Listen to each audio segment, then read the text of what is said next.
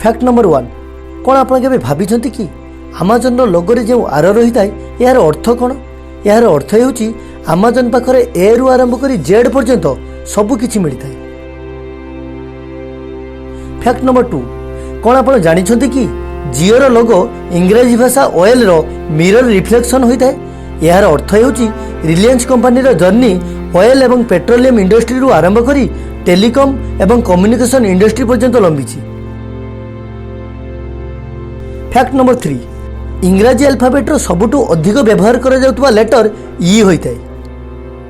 Fact number 4 कौन आपको जना अछि कि दुनियार 100टी सबुठु अधिक धनीशाली लोकंकर गोटे वर्षर रोजगार को जदि एकाठी करा जाए तेबे पूरा दुनियार गरीबी को 4 थर शेष करा जाय परिबो।